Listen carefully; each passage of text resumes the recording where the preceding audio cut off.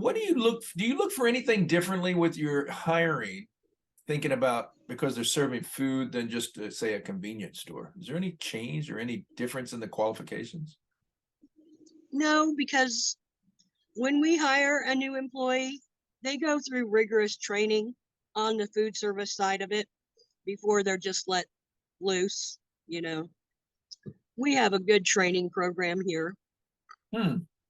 A lot of it's written because we have to display a lot of state and federal guidelines.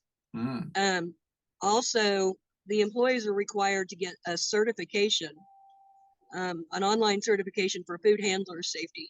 Hmm. And they're required to do that within 30 days of employment. All right. And then the rest of it is just showing them one-on-one how it's done. Hmm. When you're training them, what's the one thing that you want them? I always say one. What are the top things that you want them to remember before you turn them loose? Honestly, probably the most important is time and temp for holding foods and from holding hot foods and holding cold foods. That's one of the biggest areas where you could get in the most trouble if you don't follow those guidelines. Because one person gets ill, your business is, you know, Yeah. And that you could spreads lose. so fast, yeah, especially in a local market, Yes, right?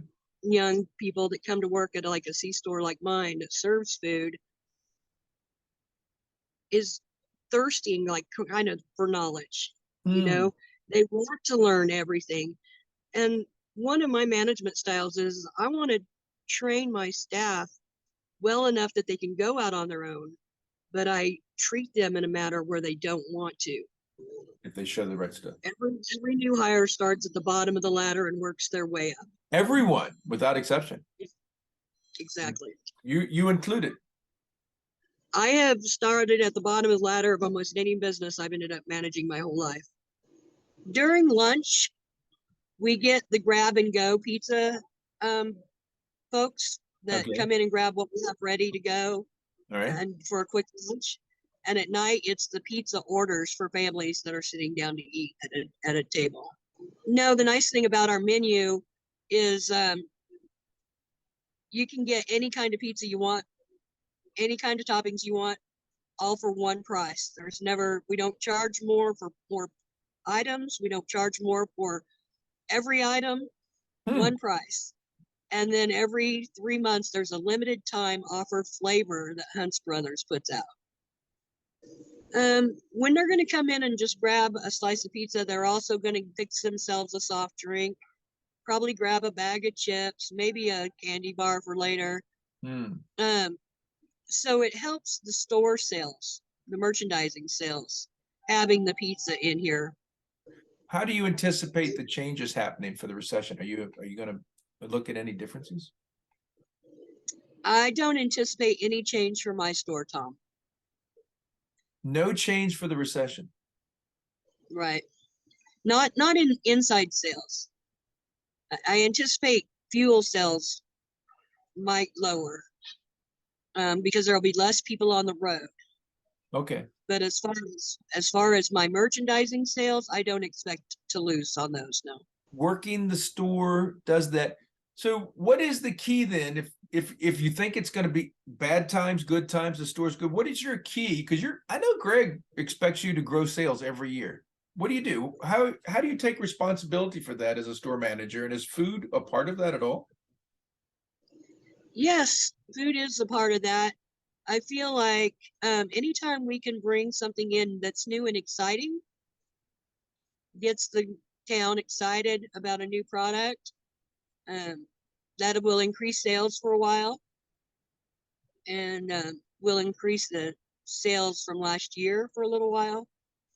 So I think introducing new stuff. Introducing new stuff, but you don't have an advertising budget or anything. How do they find out that you've got new stuff? In my little town like mine, it's all word of mouth. Uh, One of the things I'm going to tell them is to treat all of their customers like family. That's a huge part is our customers feel like we're all family. Mm. And that that does so much for a new manager as well, because then they get the support of the community behind them right away. So he's in a local town, regular Mm-hmm. customers, 90% of them come in every day. When he's building his team, what's the important thing for him to be thinking about to keep his team friendly towards that 90%? Okay, I'm gonna give you a secret. My employees are taught that customer service is 50% faking it. Hmm. Got to make sure that customer believes when they step out that door that you absolutely enjoyed waiting on them, assisting them, whether you're having a cruddy day or not. That customer does not need to know it. He wants a happy, smiling face and a laugh and a smile and a thank you, darling. So leave your bad attitude at the door. Walk in ready to please the customer, be happy, and have a good time when you're coming to work. It's showtime. So, Exactly. so you're having a terrible day, you're faking it through, and customers are reacting well. Do you end up feeling better? Yes. If you brighten somebody else's day, in turn, they'll brighten yours, and just back and forth and back and forth. My mom always taught me just to smile. Yeah. But somewhere about halfway through, I saw a change in your eyes, right? You can see it in your eyes, the sparkle. And it's like, okay, now I've got to the joy of why you do this job. I think I finally got there. It's not food, it's that customer. Yes.